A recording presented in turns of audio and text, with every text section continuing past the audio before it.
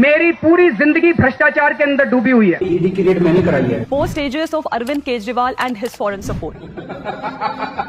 US, Germany and UN के हाल ही में केजरीवाल की शराब घोटाले में हुई गिरफ्तारी पर दिए बयान को हम सबने सुना, लेकिन ये वीडियो उनके लिए है जो सच में जानना चाहते हैं कि विदेशी संस्थानों को इतना इंटरेस्ट क्यों आ रहा है केजरीवाल की गिरफ्तारी पर और ये क्यों इंडिया के इंटरनल मैटर्स में इंटरफेयर कर रहे हैं। तो आइए समझाते हैं आज केजरीवाल के एक्टिविस्ट से लेके पॉलिटिक्स तक और पॉलिटिक्स से लेके उनकी गिरफ्तारी तक कैसे हर प्रोसेस में उन्हें फॉरेन सपोर्ट मिला है। केजरीवाल के जीवन को 4 फेजेस में बांटा जा सकता है। पहला एक्टिविस्ट केजरीवाल, दूसरा पॉलिटिशियन केजरीवाल, तीसरा सीएम केजरीवाल और चौथा स्कैमस्टर केजरीवाल। पहला फेज है एक्टिविस्ट केजरीवाल यानी इंडिया अगेंस्ट करप्शन से पहले का युग।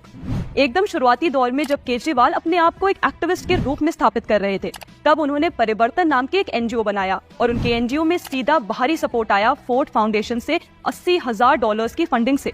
फिर सेम फोर्ड फाउंडेशन से केजरीवाल और मनीष सिसोदिया द्वारा स्थापित दूसरे एनजीओ कबीर को भी लगभग 43 लाख रुपए मिले। इसी बीच 2006 में केजरीवाल को इमर्जिंग लीडरशिप की कैटेगरी में रेमन मैग्सेसे अवार्ड भी मिला, जिसे साल 2000 में स्थापित किया गया था सेम उसी फोर्ड फाउंडेशन द्वारा। 2010 के आसपास केजरीवाल की एनजीओ से रिलेटेड एक और नाम आया, सिमरत ली का, एक संदिग्ध रिसर्चर जो पब्लिक डोमेन में नाम आते ही ये अचानक से इंडिया से गायब हो गई। दूसरा फेस है पॉलिटिशियन केजरीवाल। केजरीवाल जी ने जब पार्टी बनाई तब शुरू में ही इसमें एडमिरल रामदास, मीरा सान्याल, मेधा पाटकर, मल्लिका साराभाई और अन्य कई लोग इनकी पार्टी के कोर मेंबर रहे और इसमें अधिकांश फोर्ड फाउंडेशन से ही डायरेक्ट तौर पर जुड़े हुए थे या फिर उनके एनजीओ को फोर्ड फाउंडेशन और उसके एफिलिएटेड संस्थानों से फंडिंग आ रही थी। तीसरा फेज था सीएम केजरीवाल। सीएम बनने के बाद शुरू होता है अगला फेज, जिसमें देश भर में स्थापित करने के लिए 2016 में उन पर एक मूवी बनती है एन इनसिग्निफिकेंट मैन, जिसके निर्देशक थे विनय शुक्ला। वही विनय शुक्ला जिन्होंने रवीश कुमार पर भी बाद में एक फिल्म बनाई। इसके बारे में हमने पहले खुलासा किया था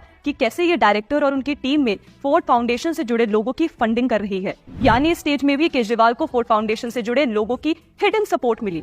और आपको अगर याद हो तो द पैम्फलेट की टीम ने एक एक्सक्लूसिव स्टोरी केजरीवाल के फेसबुक अकाउंट को लेकर की थी, जिसमें यह रिवील हुआ था कि उनके ऑफिशियल अकाउंट कतर, यूएस और लिथुनिया से चलाए जा रहे हैं। पर यह खबर सामने आते ही उनके अकाउंट से यह सारा डाटा मिटा दिया गया। कौन इस पेज पर नजर रख रहा था, कौन इसके एनालिटिक्स की जांच कर रहा था, यह एक मिस्ट्री ही रह गई।